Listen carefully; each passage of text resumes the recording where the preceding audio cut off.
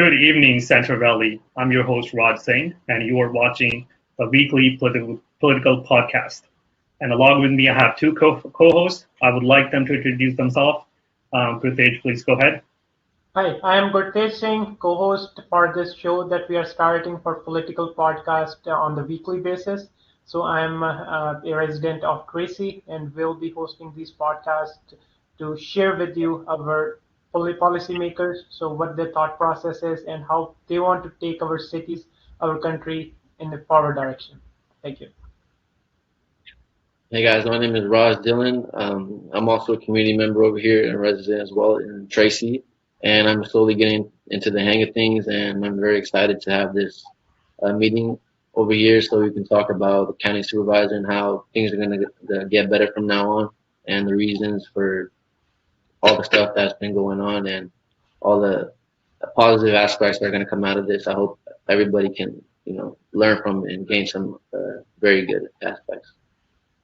Thank you, Pritesh. Thank you, Raj. And I'm glad to have you guys along with me. This is our first weekly political podcast that we're hosting. And today we are going to have a county supervisor from Stanless District 2nd, Manning Grewal. His appointment was appointed by the governor. So let's all welcome Manning Grewal on our show. Good evening, guys. Thank you so much, Rajdeep, Gurtej, and Raj, to have me on the show. I know you guys have been politically engaged for many years now, and it's nice to see you guys even taking it a step further and getting your message out to the community, not just to the Sikh Indian community, but the community at large. I think this is a very much needed civic engagement to include the community and hold our electeds accountable like me. Let us know what we're doing right, what we're doing wrong, what we can do better. And that's why I'm really looking forward to having this conversation and many more to come in whenever you need me, whenever you need clarification on something, or when I need you to educate me on concerns of the community that I may be missing. So I appreciate all three of you, Rajdeep and Gurtej. I know, like I said, you guys have been doing a while. Raj, it's good to see the younger generation getting engaged in political conversations that are for the betterment of our community. Well, thank you so much, Manny Grewal. I should call you as a supervisor, Grewal. So first of all, congratulations. I'm good, Manny. The references of our titles are only as good as how much of a service we provide to our community. So I'd always like to be known as Manny, and the position that I'm in. Hopefully, that just gives me that really humbling aspect of that. I'm at the end of the day a public servant. So we're glad you're holding thoughts like that. So that's wonderful of being a politician. And first, I would like to congratulations because it's one of the biggest things being a Sikh American. You're the first appointed elected official in the Stanless County that's going to be sitting on the district second as a board of supervisor. That being said, as all of us, we share our background from India, and there's a huge tension going between the farmers, India, and the Indian government. And I know for a fact that all of us here on Saturday and Sunday, we were standing in the solidarity for the farmers together. And I would like you to address on that, how you are helping and how you're being involved in that. Well, we all know that this is a struggle that the farmers in India are facing. Some of the bills that the government has proposed obviously affect our way of life, affect their livelihood. And that's a concern. And then the bigger concern is not even to be able to have a fruitful conversation with the policymakers. And I think that's what's agitated a lot of people, because when you put any law in place or any new assessment of a law, it needs to be ran through your constituencies. And the people in Punjab feel that wasn't done. So now it's become not only a national but a worldwide issue, because any democracy owes it to their citizens to listen to their concerns and then make those decisions and hopefully find a nice compromise, find a nice middle ground to who those laws are directly affecting. And we've seen in the last 2 weeks that this has taken on a life of its own, and deservedly so, because the conversation needs to be had.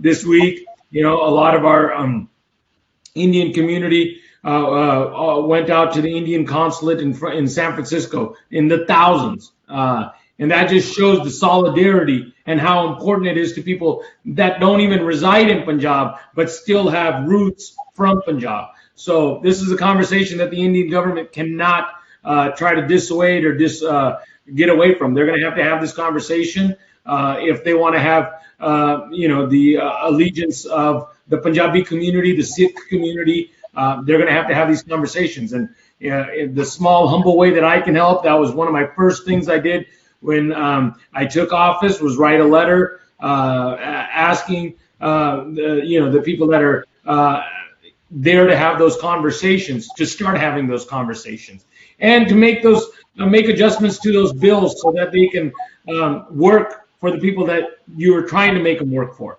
right? When you make a law and you're affecting people, you need to have that conversation with the people that it's affecting. So I'll be chanting that mantra that you need to have a conversation. You need to give us a seat at the table and have an open dialogue to make sure that people aren't, disadvantaged or affected in a negative manner. Well, thank you so much, Manny, and we are so glad that elected officials like you and you are taking a stand and helping and supporting all our brothers and sisters back in India. With that being said, let's just now jump into more to get to know about who Manny Grewal is. So I would like to start off with knowing about you. Where did you grow up? What high schools did you go to? How did you actually end up being in the public services, and why did you choose to be in here? So all of that together, we're excited to know about it. Yeah, no, I appreciate it. Much like many of us, my parents came here many, many years ago, 1972, so going on almost 50 years, and they made Stanislaus County, Modesto, their home. My brother and I were born and raised in Modesto, went to local schools, went to college in the area, came back and started to raise our family here as well. When you start being born and raised in a certain area, you really start building a allegiance and an appreciation of the area. And that's what happened with me in Stanislaus County in Modesto.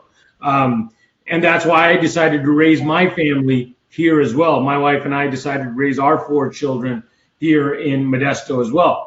Once I knew that we were totally vested, meaning, being born and brought up, now raising our children, and hopefully grow at an age where I spend my entire life in this region, it was very apparent to me that I needed to get involved. I'm a big believer that you try to make whatever city or profession you may be in better than it was prior to you getting there.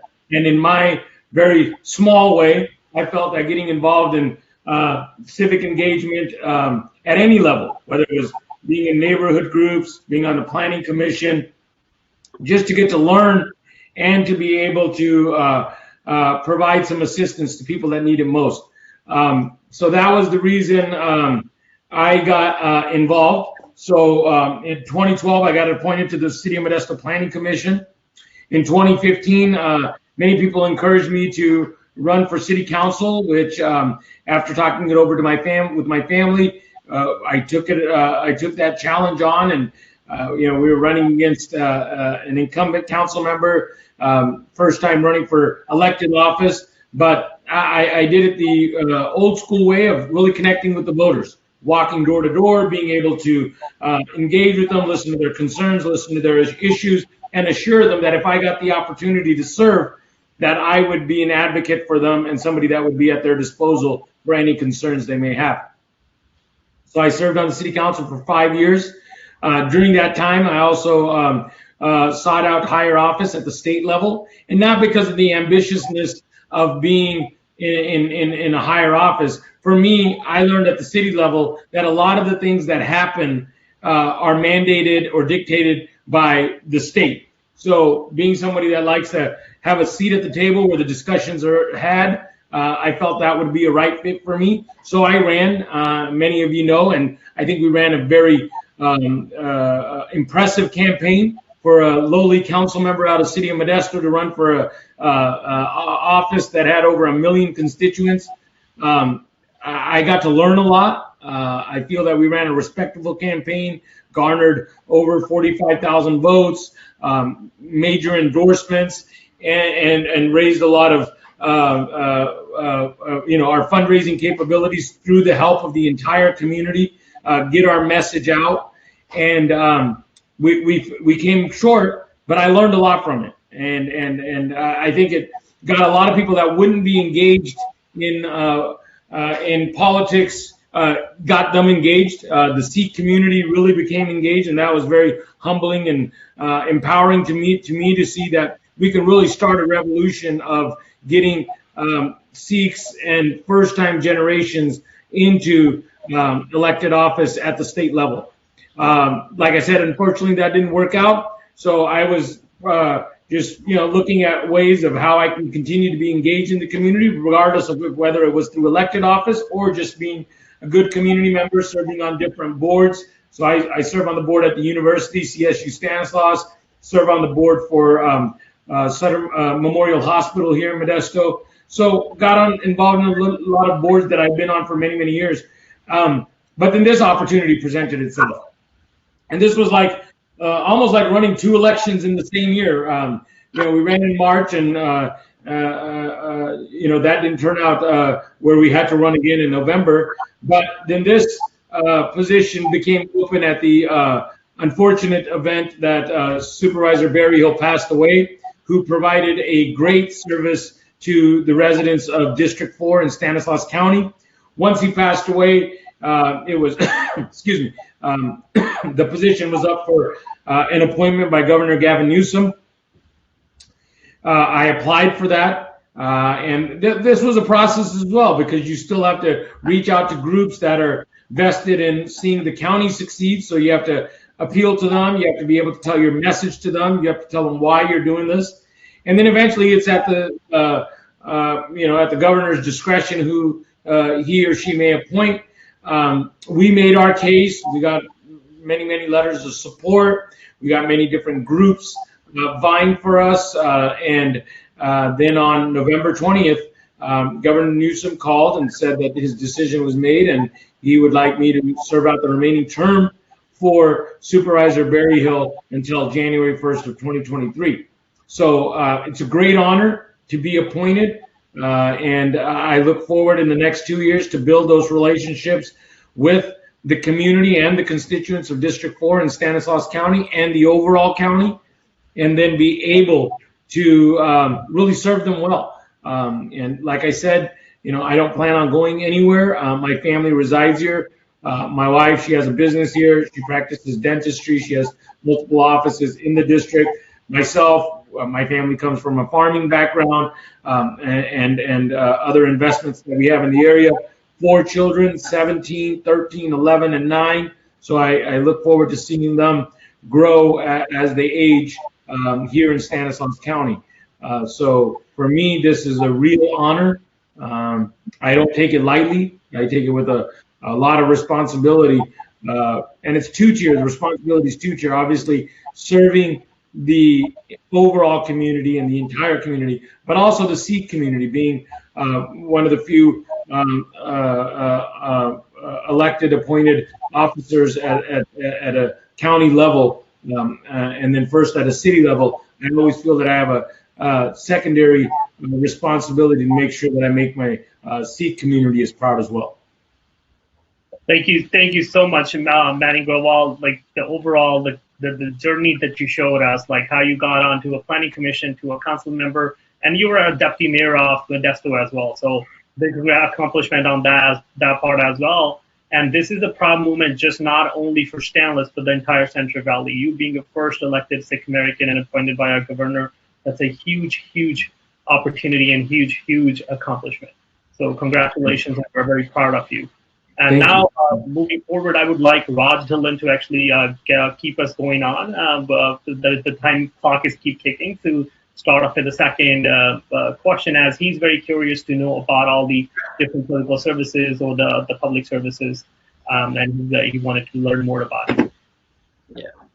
So I know previously we talked about the farmers in India and how the policy making and when the people that are in charge when they make policies and they don't talk about okay these people who are changing their lives and we don't discuss it with them, we don't talk to them about it, and those things really affect it. So with you being positioned on or everybody around how policy making reasoning about it, how do you like go on towards that? What are like step by steps? What are the main goals, the main like things where you can figure out like, where are we going wrong, where can we go right, how do we get everybody equally connected to where we can make the right policies and kind of share a little bit about that and how do you plan out to make that work?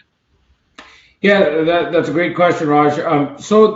Being in any policy making body, you want to make sure that you hear all sides of an issue, right? You want to make sure there's obviously there's going to be proponents, there's going to be opponents, there's going to be people that are just bystanders, and they're neutral on what the decision is. But the voice of the proponents and sometimes the opponents is even louder. So that's where you have to make sure that you engage everyone and ask them what their concerns are, and then try to find common ground. And I'm always a big believer in you do the people's business in front of the people. So when they show up in front of a policy making board, they're having these conversations with you, and that's for you to make sure that you've already gathered enough information, that you're educated on the subject matter, and then when you make the decision, you're able to justify it to both sides, whether you voted in favor of the proponents or voted in the side of what the opponents were proposing or what they were not wanting to happen. That's always been important to me. For me, it's always looking at it as you want no regrets, knowing that the decision you made wasn't done without enough due diligence. The litmus test I always hold myself to is at night, that you on a good day you make 60% people happy and 40% are going to be upset with the decision. Some days it's even tighter. You have 50% that are happy, 50% that are upset. But you have to be able to personalize that to yourself and say, did I make the best decision knowing what I knew? And at the last and the most important is, was it for the betterment of the community? Was it for the betterment of the masses? Did I not just look at one group or one entity and just voted with them because I felt compelled to, or was it to serve a broader population? And that's something that's very important to me. So when policy making happens, going back to the part that we were talking about, the farmers in India, it seems like they were opponents of the bill, but they never got the opportunity to convey why they weren't for the bill. So that's very important to me. And I think anybody that's in any office, whether that's the city, at the county, at the state, even at federal, any political office, that's a duty that we have, is to make sure that we are available to listen to the concerns or why somebody would like something to happen a certain way. Thank you so much for answering that question. That was a very great detail. I guess we can transition over to Mr. Gatej. Thank you very much, Raj. So thank you very much, Manny. First of all, want to congratulate you. And as you mentioned, this is the policy making. You're working for the society. And when you took office, you made your voice heard for the farmers. So as you are our leader, US as a leader globally. So now with the responsibilities that you are getting into as a county supervisor, so many of us are not aware what roles and responsibilities and what kinds of challenges comes with this role as a county supervisor. So will you please share us with what challenges will be while in this position for your constituency, and what kinds of roles and responsibilities will you be playing as a county supervisor to help your Stavaros County? Thank you, Gotej. Yeah, so the county supervisor position in most counties, some more than others, usually have 5 county supervisors, but San Francisco has more, and there may be some others. I think LA County has 7, and don't quote me on that, but mostly, predominantly, it's usually about 5. And I can tell you that for the neighboring counties for sure, Merced, Stanislaus, and San Joaquin County. So in Stanislaus, we oversee a budget of about $1.5 billion. So when I was, just to put it in context, when I was at the city of Modesto, our general fund budget was around $130 million. And then with all public works, utility was somewhere in the 300 million range. 30 different departments, some that are ran by appointed department heads and some are elected. So the sheriff, the district attorney, the assessor, the clerk recorder, the district attorney, if I hadn't mentioned that. So 30 different departments. And then there's, appointed positions, the CEO of the county, public health director, which obviously right now is a very important role. Not that it always isn't, but right now because of the pandemic, that's where a lot of the discussions are being had, how to control the spread of COVID-19. So 30 different departments, 12 different bargaining groups, and it's a huge responsibility, one that I feel that needs to be addressed and made sure that you're meeting with all these groups, meeting with all the department heads, planning, building, all of that. I mean, you really are setting policy for the entire county, regardless of which district you represent. Obviously, the district you represent is where the constituents vote you in, but you want the betterment of the entire county. And so on the Board of Supervisors, we have 9 cities, 5 board of supervisors. You work closely with the mayors. You work closely with other electeds in the county. And, I would say that the county board of supervisors, there's a huge amount of responsibility, but there's a huge amount of resources. You have the mayors and the council members from their respective cities doing a lot of the work as well. And then when there's assistance needed or where we need to all come together to work as a cohesive group, then we're always there for the cities. And for me, it's just interesting to see going from a city to now the county, the broad amount of coverage area, right? I mean, the county's 550,000 people, Stanislaus County. City of Modesto was the county seat, the largest city in the county, about 220,000. So going from being a council member to being on the board of supervisors, population-wise, it doubled, but the budget went up tenfold. And then working with the sheriff and the district attorney, you get to see a lot of the stuff that's happening in law enforcement, a lot of those policies and procedures. They're not direct reports with you because they're elected as well, but you do work with them hand in hand on putting together their budget and overcoming concerns that they have to make sure that they're running efficient departments. Thank you very much, much appreciated. But yeah, with your experience as you were the council member of one of the biggest cities that we have in Central Valley, so Stanislaus County, so that will be another opportunity for you to show your same kind of leadership for the whole county, for all the 9 cities. So now I'll transition it back to Rajdeep. Thank you.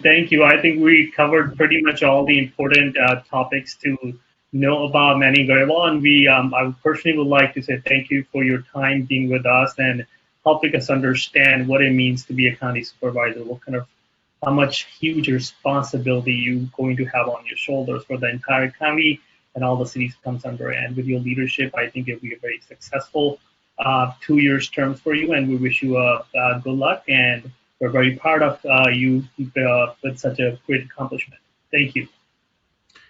Thank you so much for having me. Both of you have been very helpful when I ran for the Senate campaign as well. And again, I don't think that I've said it enough. What you're doing to really get the community involved, people like Raj, the young generation that really needs to get involved. I always say that the first generation came here to kind of get us grounded, give us an opportunity to get a good education, give us an opportunity to prosper further than they were able to financially. But now the second generation's kind of carried that forward. We've kind of now become business owners. We've become the ones that are doing good philanthropic work in the communities that we reside in, and then also getting in elected, appointed positions. But I really hold the third generation with Raj and my children to really take it to the next level. I think that day is not far from us when we see the first Sikh congressman But that's only going to happen with engagement and having these conversations and really giving them the confidence and the encouragement that, yeah, it's great being in the medical profession, engineering, and other things, but being in political in the political spectrum of things is very important as well. It doesn't make as much money as a doctor does, but I think it could be just as gratifying to serve the community that you reside in. So, although all those positions are very noble and needed, I think this is also one that sometimes, especially Punjabi parents, they would say, "Hey, first do this, first do this." But I as one that's have 4 children myself, I want to encourage them to get involved politically, and not just for the ambition of being a politician, but being there to serve the community that you were residing in or born and brought up in. And I've been very blessed, and I'm grateful that I'm getting that opportunity. It's the most, overwhelming at times, but the most appreciative and encouraging for me as a resident of Stanislaus County. Absolutely, absolutely. And you are such inspiration to a lot of folks like us, and definitely Raj and upcoming generations. And we will stay in touch, and we will invite you again for some other topic. Thank you so much, Manny. All right. Thank you so much. I appreciate it. Have a great evening and keep doing the good work. Thank you. Thank you.